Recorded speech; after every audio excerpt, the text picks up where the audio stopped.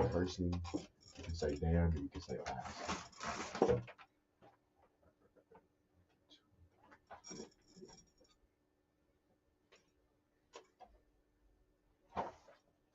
So we're back on tomorrow at 10 o'clock. Right? Tomorrow we got 8. We got 2. We got 2. Oh yeah. Yeah. Back on tomorrow. Okay. Yeah. So 2, and then Friday we got the 12 o'clock one. Right. Okay. Right. All right. You ready? Yeah. All right. 5, 4, 3, 2. I don't have your mic on. Action. Welcome back to What's Going On with Earl Ingram. You know, with all the things that are going on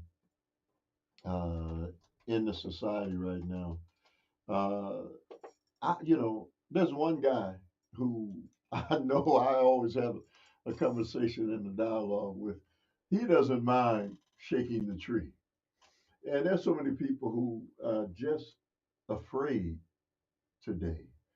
And I just don't understand why so many people are afraid. And part of the reason I think that we're in the condition we're in is because people who say I'm an American and they talk about all the rights that we have that other nations don't have, I really think that people don't really believe that because they're so terrified. Oh, Earl, you shouldn't be talking about this. You shouldn't be talking about that. I hear this constantly. They're going to come after you. And I'm like, oh, they're going to come after me for what?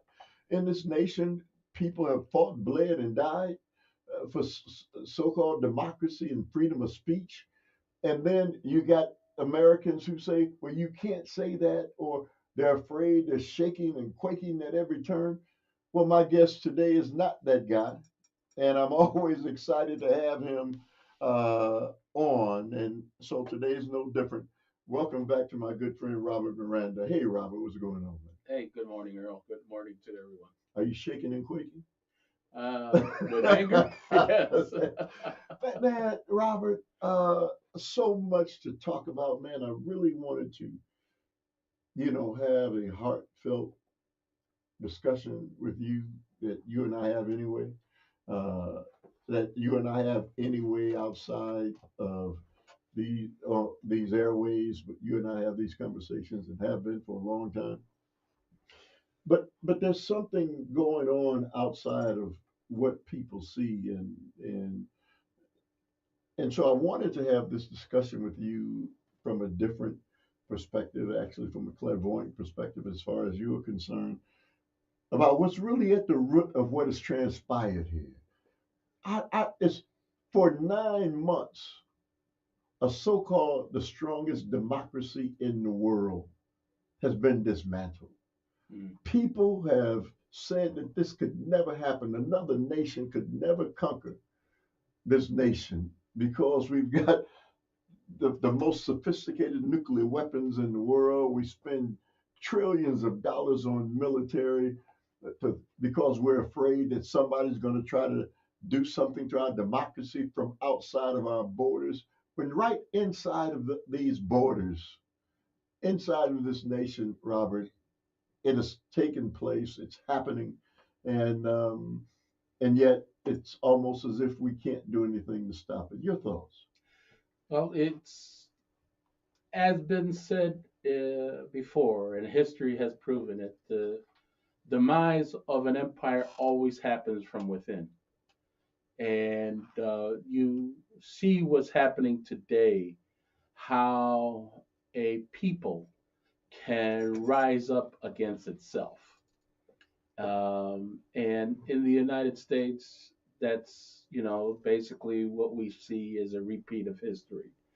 And you know, in other eras, other millennial, there have been uprisings from within that were caused by certain economic issues, mostly about economics. But the empire of the United States is a little bit more different than that. I think the empire of the United States, the instability, the crack that has always been in our society has always been rooted and grounded on issue of race. Race has been a major, major uh, thorn in America. And it's always been that way since the first Europeans set foot on this land.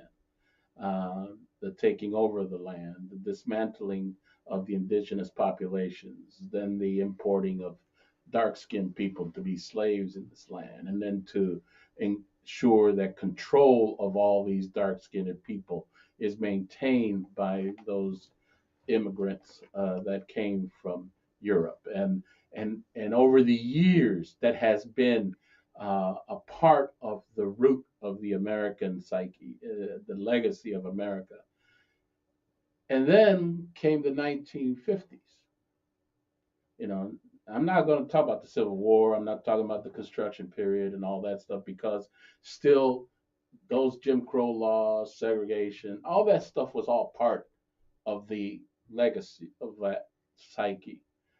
The 1950s began the crack in that, began the destruction of that psyche, began the dismantling of the power and control that whites had in this country.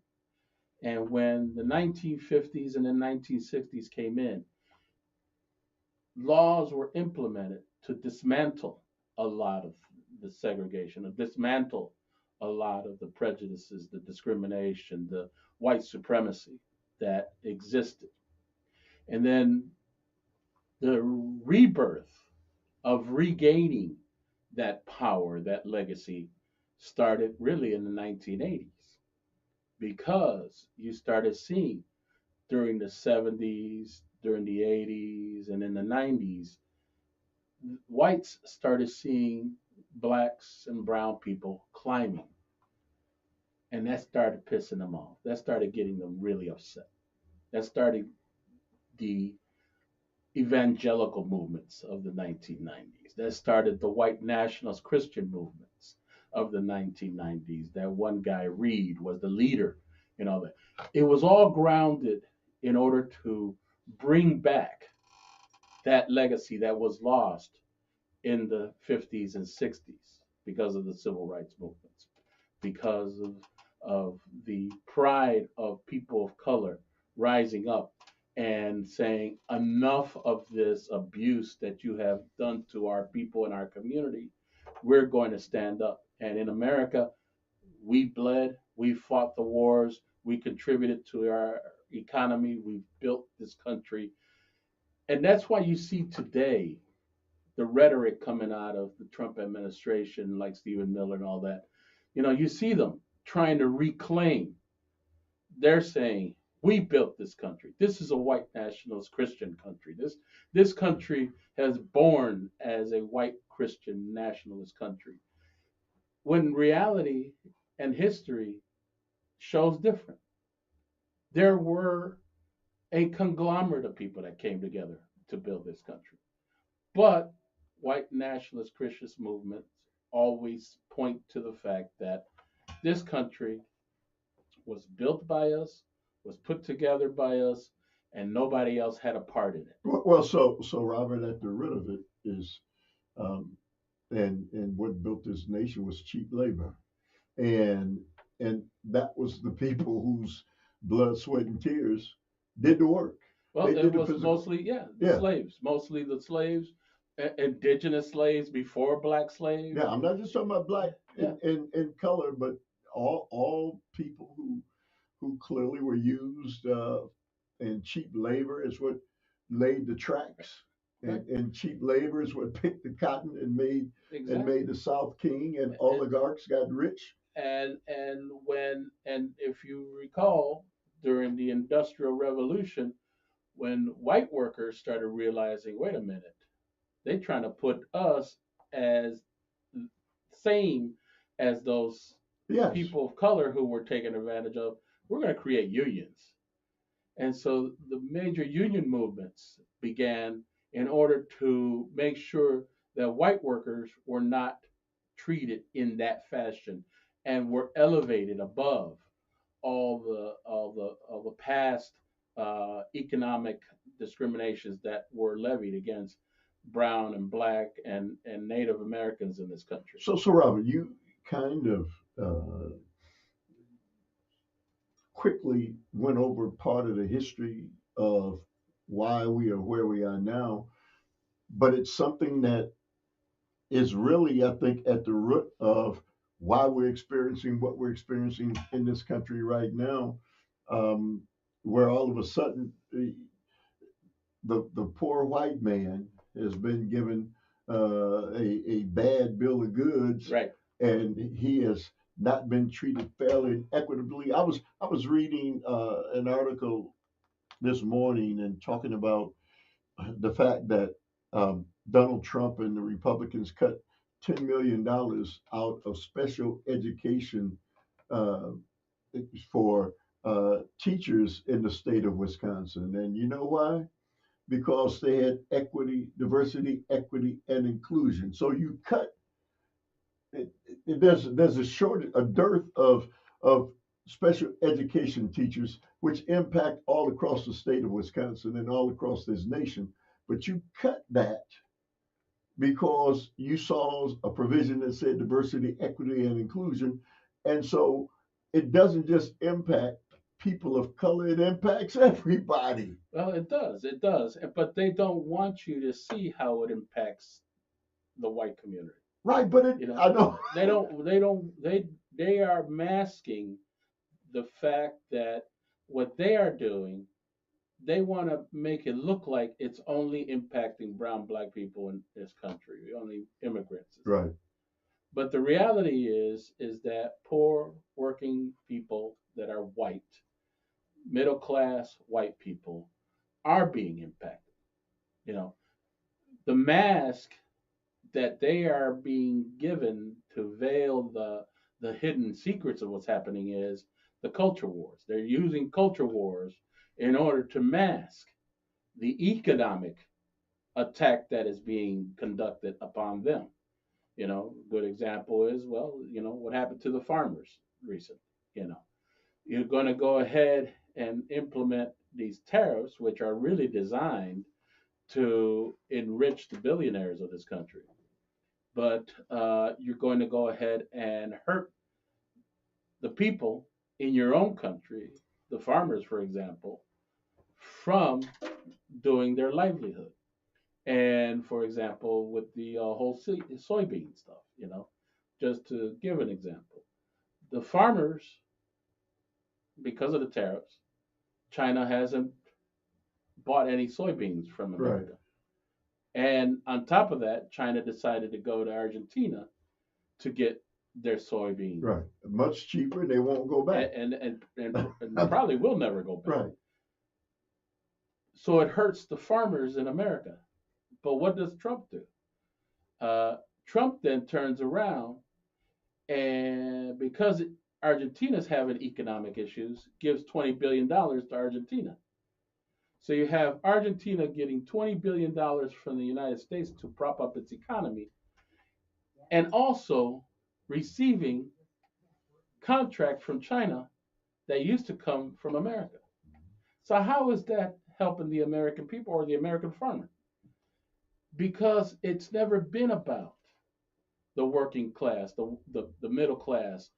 It's never been about the issue of controlling black and brown. It's always been about making sure that the most elite 1% of this country continues to harvest all the dollars into its pockets, destroying in its process everyone. And if we and they control the media, they could easily say things like this, but what they want people to do is focus on fighting each other. but when you've been led to believe that you as a person, a white person in this country, and you have been the majority, and you still are the majority, overwhelming majority, um, and so historically, these aren't things you've had to worry about for the most part because you were given great opportunities Nobody shut the door on you when you sit down to for an interview based solely on the color of your skin. But yet there are now those who say, well, yeah, they're shutting the door on me. I'm not getting a fair shake because of the diversity, equity, and inclusion in the civil rights laws that came into place. And so somehow I'm getting the short end of the stick, even though they don't realize, wait a minute, I'm a farmer. I'm getting the short end of the stick. And I'm going to blame diversity, equity, and inclusion because they're giving black farmers special treatment. They're giving Hispanic farmers special treatment. And I'm getting the short end of the stick. But they don't understand. The people who gave you the short end of the stick are the ones who pushed the corporate farmers Right. into your community, Exactly. right? Yeah. And took over and got You're getting your you're getting the neighbors to short sell out. you're getting the short end of the stick because by and large you have a lot more of the land. Yes. You know, when you compare black farmers and Hispanic farmers to the land mass that they control, compared to white farmers, It's white farmers minuscule. have huge amounts of land. And so corporate farms or the major agricultural corporations Right. need land. And so what do we do to try to acquire some of that land? Well, Starve you out. bankroll Yeah. and you bankrupt these Small independent farmers. farms and take over their land. And so it's a land grab that's going on by Wall Street. The agricultural corporations are doing major land grab, and this administration is helping it along. But they've been led to believe, the average farmer, that I can't get the loan, I can't get the same loan that the minority farmer is getting because there's special provisions that were set up going back 30, 40 years because of the discrimination that existed Well, forever. that's all. And that's even peanuts. That's flim flam. I know. You know, that's all. That's all flim flam. There's no basis for that. There's no truth to that because if you look at from the 80s to the present, there has been a slowing stability going on in the farms. You know, the farms, independent farmers, there was stability in their life. There was growth happening. There was selling of their products Right. going on. You know, a white farmer owning 2,000 acres was making money. He was still Yeah, it doing was. a livelihood. You know, so you're gonna be upset with a black farmer that owned 100 acres? No, there's something wrong there. And the reason why they were up in arms because they were believing the hype that's being pushed by the big boys, the big agricultural farmers, the big Right. corporations, the billionaires, who are looking to amass land, and And also poisoning their land. exactly put it just I know it. it's a real tangled web that was weaved by Wall Street in concert with their representatives in the government.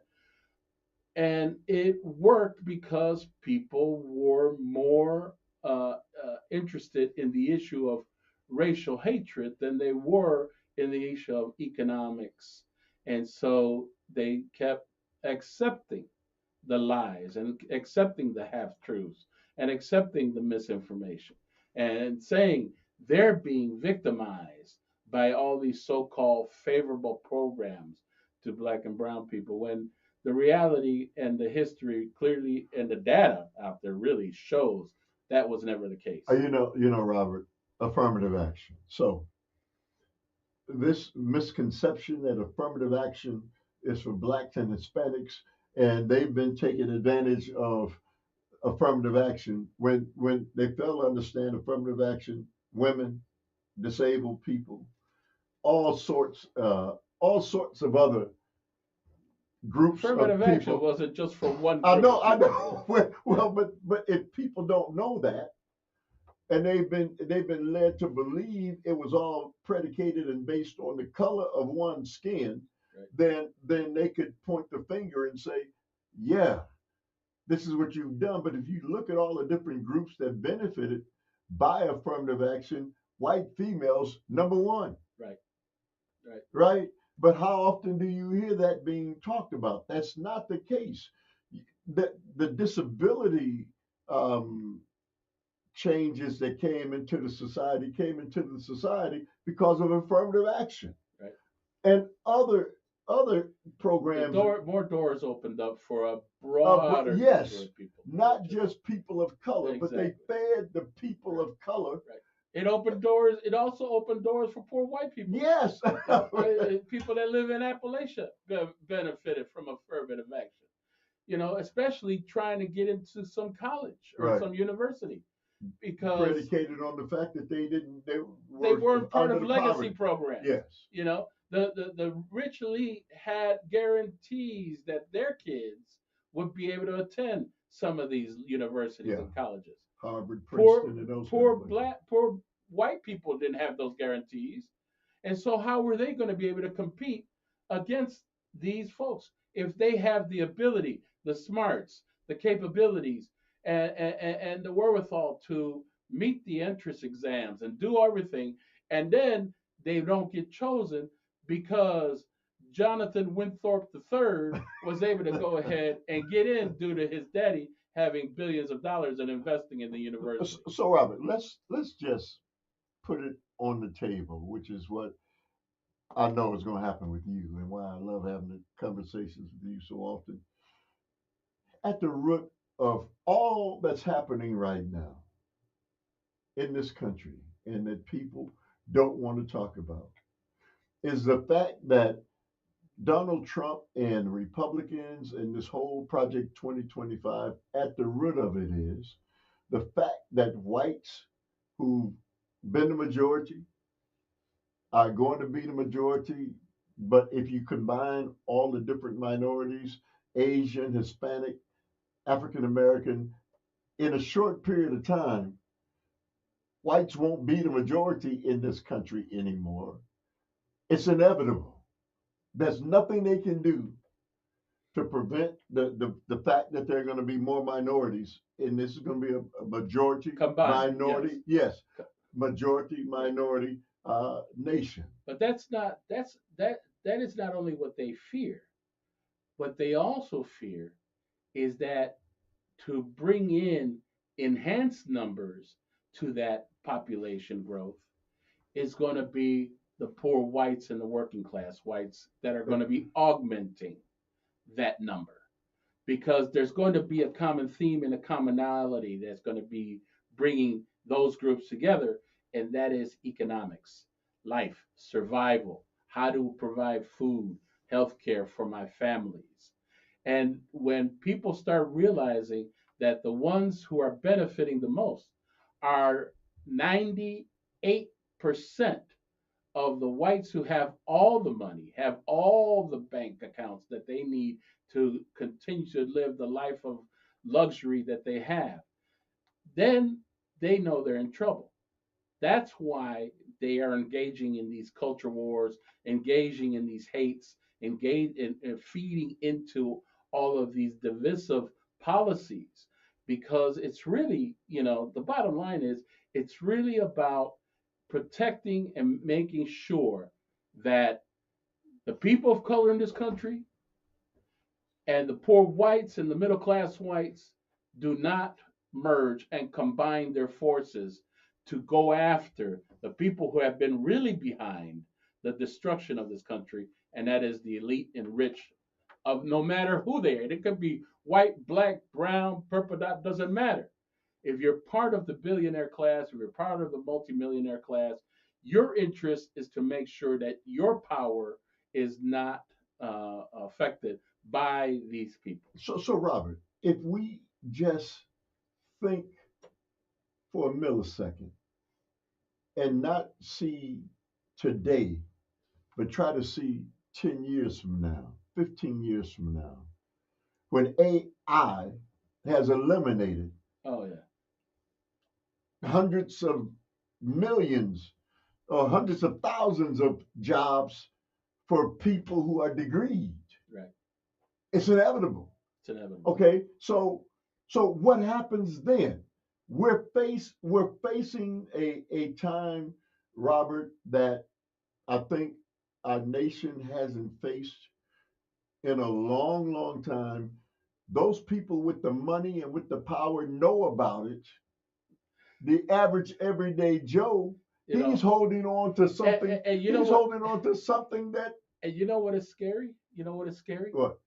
They're not trying to hide this fact. They're not trying to hide it. It's right there in front of you. If you look at some of them, they're putting they're Hollywood, for example. Hollywood, they say, oh, Hollywood is all the Hollywood is showing you what the future looks like, you know, where cities are controlled by technology, Right. where people are out on the streets Yes. suffering and fighting to survive. If you look at some of these movies out there, 20, 30 years from now, that's probably going to be reality because you could already see it in cities around the country when you go to certain parts of certain cities. All these shanty towns, all these alleys, all these places where they have shacks and people living in tents. That's just the start. But what's happening is the technology, and Jeremy Rifkin is an author who wrote a great book called The End of Work back in the late or early 1990s. That book laid it all out. Automation, technology, those are the tools that are going to be used to control the population. This isn't a fantasy. This is real. You got Elon Musk developing all those robots out there. You got robots now that could serve you coffee. You know, this isn't a joke. These people are looking to enhance control of the gold. They are looking to enhance their control, and their control of it is to basically stay in power because for them they have enough money. Now it's about the fight for power. So Rob, they're building these huge centers in cornfields, technological centers uh, that will control technology in the future. Huge. Right. I forgot what they're called. Those kind of centers where all the thinking and those kind of things technologically are being done. Don't people understand? They used to build factories in those areas where Exactly. people would come to work, Right. Now right? it's just a big old Yes. robot spot.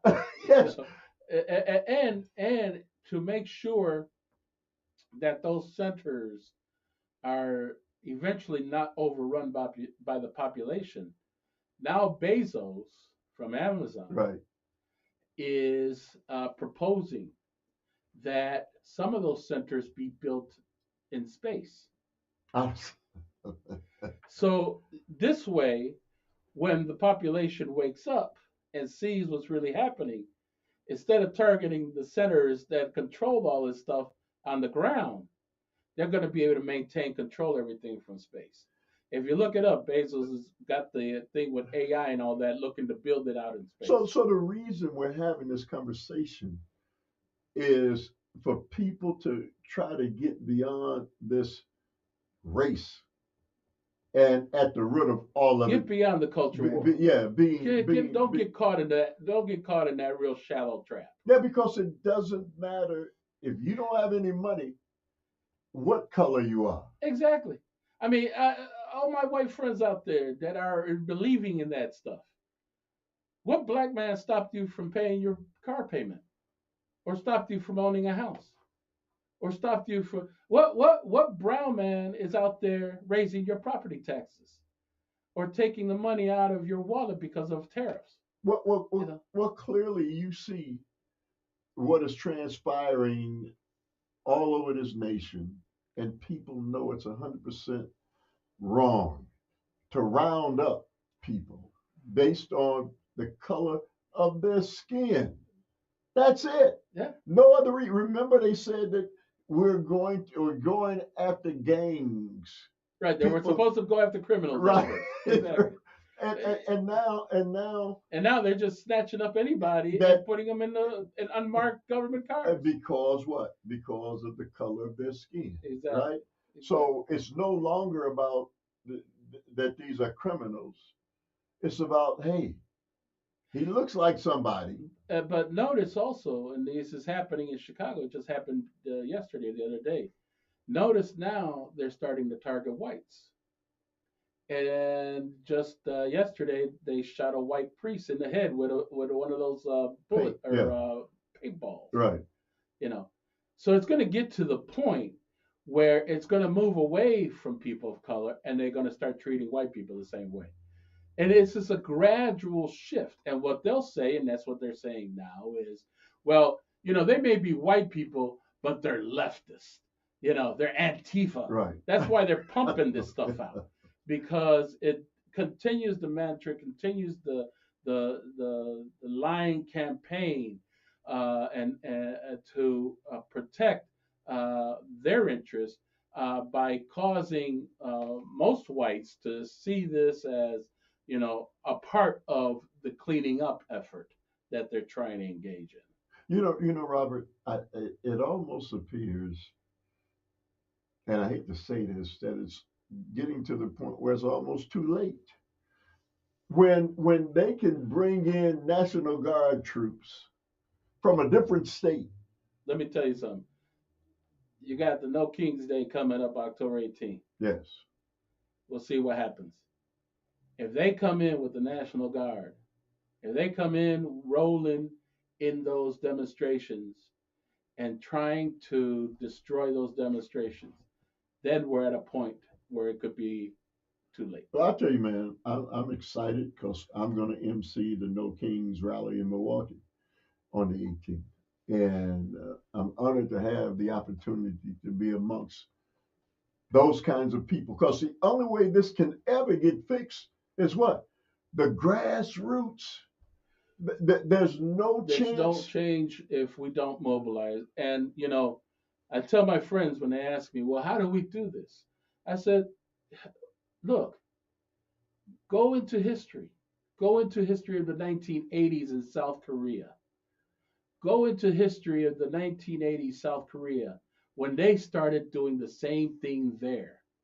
What we saw in the 1980s in South Korea Cuba when in they the started, 1950s. when they started doing the dictatorship change in South Korea, the people mobilized.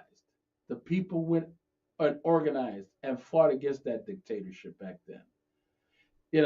We've got to, as you said, the people from the grassroots, the people from the communities, all the people have to educate each other on what's really going on here. Because the bottom line is, if we don't change the direction that the billionaire elites and their allies in government have for this country, we're going to be seeing a lot more of what we see in our cities, and that is a lot of those shanty towns growing and a lot more people suffering. Robert, the people can say the Democrats shut down the government.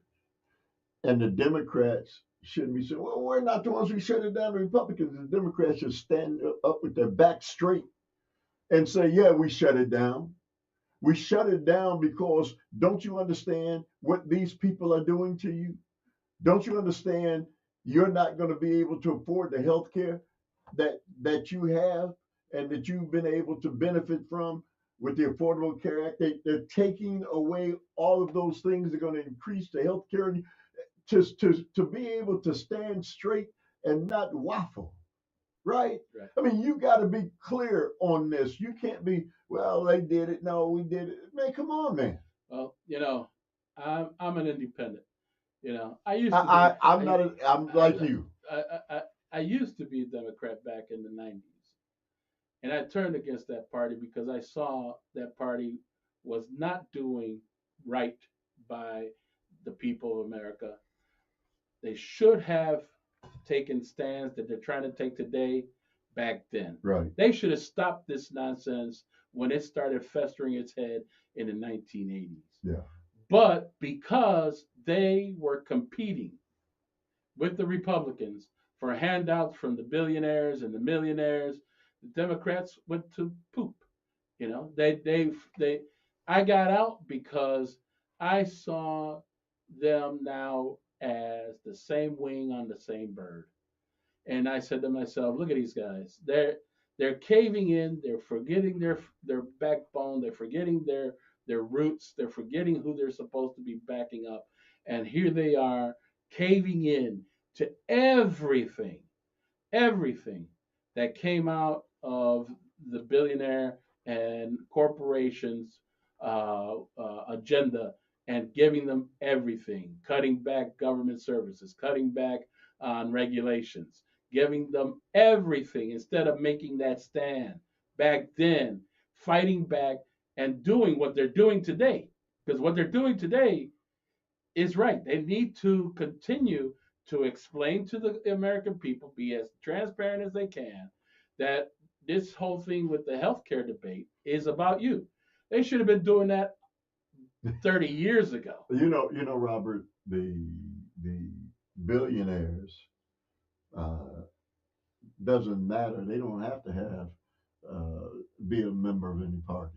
Exactly. I'm a billionaire. They don't have to Okay. be a member of any No, country. They no. don't care about country loyalty. So we've got people who are talking about billionaires, and so billionaires have made it clear we're going to be all right. Right. It doesn't matter who's in office. Exactly. What can you do to hurt me? Exactly. Okay, and so billionaires, I didn't hear many of them pushing back on the fact that they're going to give them these tax breaks because a billionaire who gets a tax break, he can't even see the tax break that he got. He's a billionaire. He's what is he going to get? A couple hundred million? What is or 100 million or whatever it is? It's peanuts compared to a billionaire. Yeah, as far as he's concerned, that's the money he's using to buy the government. Well, yeah, that's really it in a nutshell. And so we can't talk to the billionaires and expect them to understand and feel our feelings. They have no compunction. Look, the billionaires are in a struggle themselves. Okay, there is an international struggle between Western billionaires Oh yeah, and its Eastern billionaires. right. Okay, Western billionaires are in this fight to win world dominance. Eastern billionaires, you know who the Eastern Same fight. billionaires are, Yeah. are in the same fight. So they're doing everything to take away from the countries that they operate out of in order to achieve their goal. World domination. Exactly. So we're just pawns in that fight. You know, they've bought enough people to, people at Fox News that they just pay millions of dollars to spin and tell all of their deceitful misinformation, mislead, and got the people so blinded by this. It you know, it, the problem is that you know before the time of Fox, and Fox started what in like late '80s, early Right. '90s. Right around the time Newt Gingrich and his Yeah, and the contract on yeah, America and all those right, people. right. That should have been time that the Democrats should have stepped it up. But Clinton, who I think was a bad, horrible person, Clinton and that whole network got in power. Remember, they came out of Arkansas, and they got in there and they implemented the corporate Democrat agenda.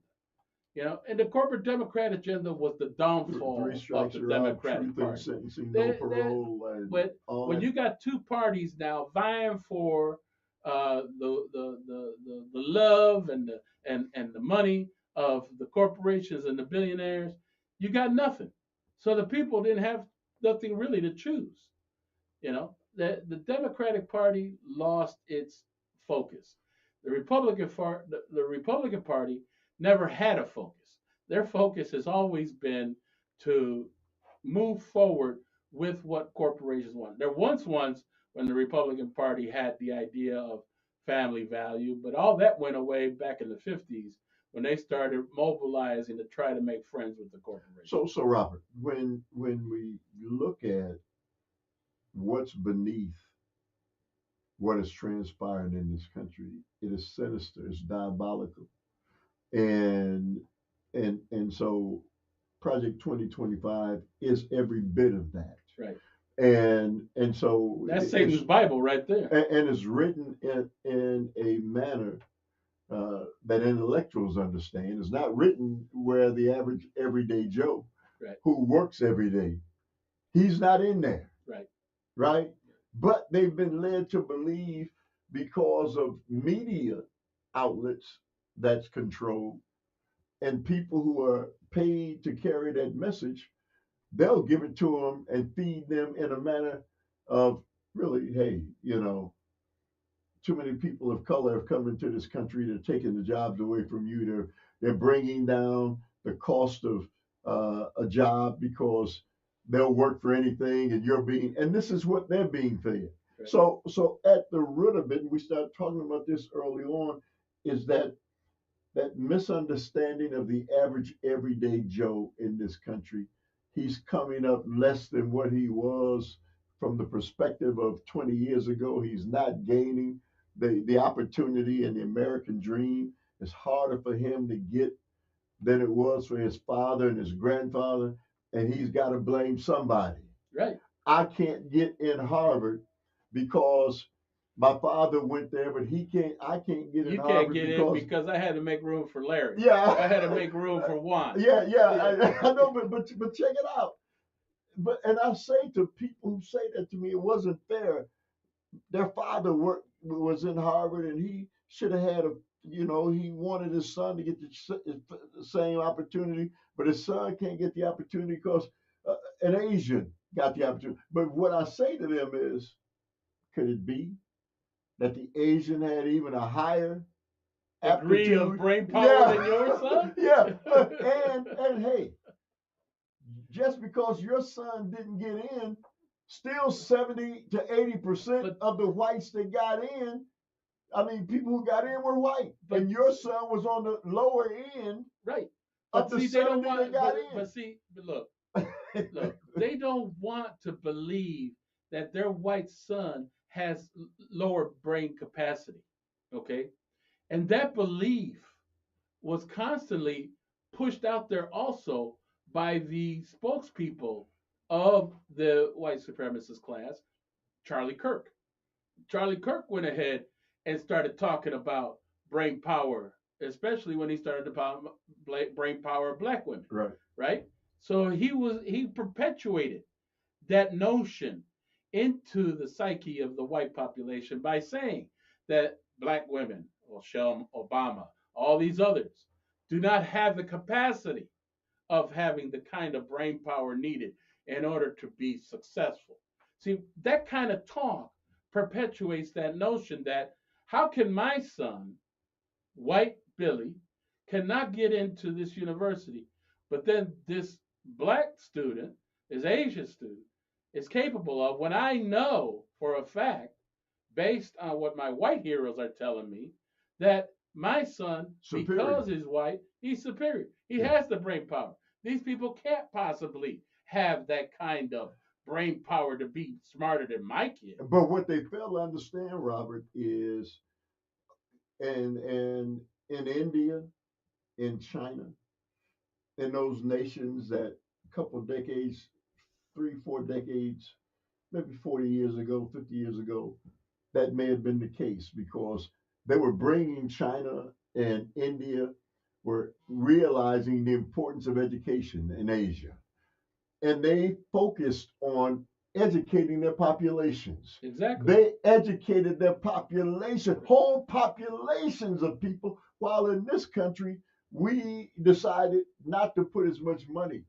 And again, that was all designed because these people were thinking 30, 40 years ahead. Yeah. The billionaires and the corporations knew in order to achieve their agenda that they're planning for, that we are in the midst of today, they knew they had to downsize educational funding for this country and dummy down the population. And they've been doing that for the last 30 years. It's been going on. Programs that help kids achieve academically, programs that help kids achieve trades and We carpentry, can't afford that, Rob. all that stuff. And we couldn't afford it because the Republican Party was pushing along with the agenda to cut all this, not only to reduce opportunities so that then they could open the door for the culture wars, but then to also implement the big agenda, and that is to not only get us fighting each other, but to eventually take all the resources that are out there and put it under the control of Wall Street and the billionaires. Man, I wish we had more time. We can't take care of it all today, but we'll keep on having the dialogue and the conversation. Always great to have my good friend Robert Miranda on the airways. We'll continue the conversation the next time around. Always good to see you, my buddy. All right. Well, good luck on that event there. That's great. All right. We'll see you guys later. Take care. All right. We're good. Yeah, Go man. ahead, Yeah, man. man. Yeah, man. What'd you think?